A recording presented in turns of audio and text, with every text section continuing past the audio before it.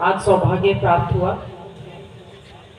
हमारे आदरणीय सुरेंद्र महाराज जी, यहाँ पर उपस्थित सभी हमारी साध संगत,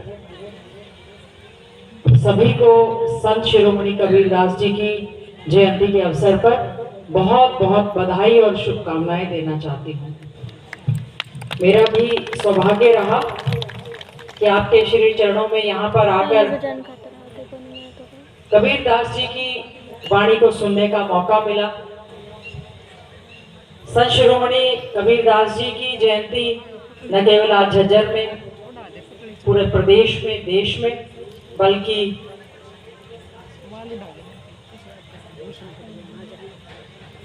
कबीर साहब जी की जयंती न केवल आज यहाँ पर झज्जर में, हरियाणा में, पूरे प्रदेश देश में, बल्कि विश्व के कई कोनों में मनाई जा रही है। और आज जब यहाँ पर आकर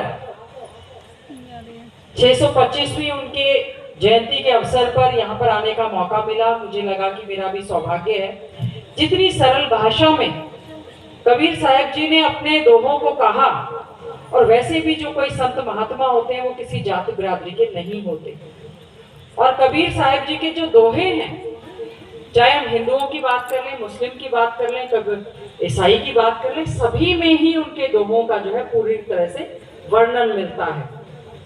तो हमें किसी संत महात्मा को कभी किसी जाति बिरादरी में ना बांधते हुए, जो कबीर साहब जी ने अपने दोहों में उस समय जो बात कही, जो उन्होंने बुराइयां देखी, वो बहुत बड़े शिक्षाविद थे, बहुत बड़े एक महापुरुष थे, संत महात्मा थे, समाज सुधारक थे।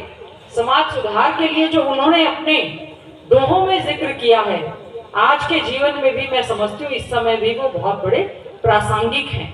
आज भी बहुत सी बुराइयां ऐसी हैं जो कि समाज में फैल रही हैं। हमारी माताएं बहनें, सारी साथ संगत, हमारे बुजुर्ग, हमारे भाई यहाँ पर आए हैं उनकी जयंती के अवसर पर, और पूरे 3 दिनों से अमृतवाणी, अमृत वर्षा मैं समझती हूँ कबीर साहब जी के दोहों के माध्यम से यहाँ पर सुनने को मिल रही है। हमारा जीवन तभी सफल होगा जब हम किसी सत्संग में आते हैं, महापुरुषों की वाणी को सुनते हैं, उनके बीच में बैठकर अच्छाइयों का ज्ञान प्राप्त करें, बुराइयों को त्यागने का काम करें। नहीं तो यहाँ पर आए, लंगर खाया, सत्संग सुना और घर चले गए, और जीवन में अगर कोई परिवर्तन नहीं है तो पूरी पूरी रात जाग के बहुत अच्छा सत्संग सुनने का भी कोई फायदा नहीं है। तो मैं तो समझती हूँ आज कुछ कहने नहीं, आज कुछ सीखने के लिए, जो बुराई हो उसको त्यागने के लिए, अच्छी अच्छाई को पाने के लिए आज कबीर साहब जी की इस जयंती के अवसर पर यहाँ पर आए, सभी के दर्शन हुए, और उन्होंने बहुत अंधविश्वास को, पाखंडों को दूर रहने की बात कही। सभी के लिए उन्होंने कहा कि सब एक हैं, हम जाति बिरादरी पर, धर्म, जाति, क्षेत्र के नाम पर ना बढ़ते हुए उनकी वाणी को, उनके दोहों को अपने जीवन में उतारे।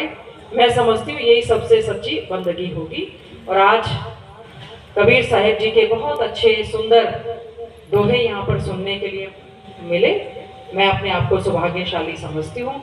मैं इन्हीं शब्दों के साथ पुनः उनकी 625वीं जयंती के अवसर पर बहुत बहुत बधाई, शुभकामनाएं देती हुई ऐसी कामना करती हूँ कि उनका आशीर्वाद सभी पर बना रहे, आपकी मनोकामनाएं पूरी हो, और हम उनके दिखाए हुए रास्ते पर, जो हम लोग शुरू में ही जब हम स्कूल में जाते हैं तो कबीर साहब जी के दोहे स्कूल में ही जब जाते हैं उनकी हम किताबों में पढ़ने का मौका मिलता है, उनका वर्णन मिलता है, और समझने की बात एक आती है कि हम किसी और में बुराई ढूंढ रहे हैं, अपने में सबसे पहले बुराई ढूंढे। गुरु गोविंद दोहो खड़े, तो गुरुओं ने जो हमें सिखाया है हम उनको सीखने का प्रयास करें।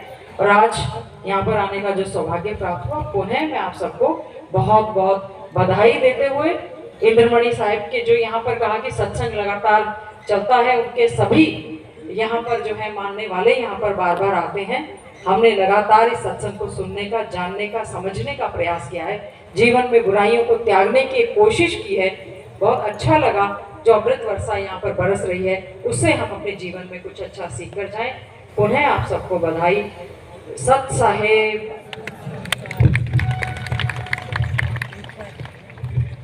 बोलो। बोलो साधु सत साहिब। बहन जी जो है ना अपनी तरफ से, वैसे तो नहीं कहना था पर नोले भाई मैं अपनी तरफ से नहीं कहूंगी। बहन जी भंडारे के लिए 21,000 रुपए भंडारे में दे रही है। सत्सा है। बोलो साधु सत साहिब। सत्साहिब। देखिए महाराज जी भाई जीव शांति के बारे में बताएंगे, ध्यान पूर्वक सुनना सभी को। देखिए महाराज जी ने ये कहा है, सत्संग की आदि घड़ी आदि में पुण्य याद कहे कबीर, कबीरा संगति साधु की कोट कटे अपराध। करोड़ों अपराध माफ हो जाए भाई सत्संग में आने से। तो भाई सत्संग तो कोई पुण्य भाग से कोई परोपकार कर रहा है तो उसी को मिलेगा। तो ध्यान पूर्वक सुनना, महाराज जी जीव शांति के बारे में बताएंगे। सत साहिब।